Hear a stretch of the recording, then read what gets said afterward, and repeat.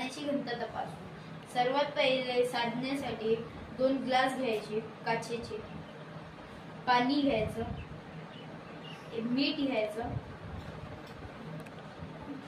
आणि 2 समान भागामध्ये कापलेले बटाटे। सर्वात पहिले दोन्ही ग्लास मध्ये पाऊण लिटर पाणी टाकायचं।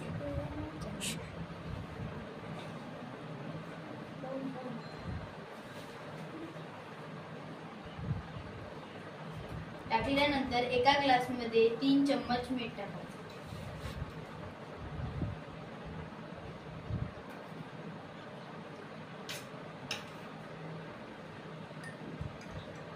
मिसळून घ्यायचं।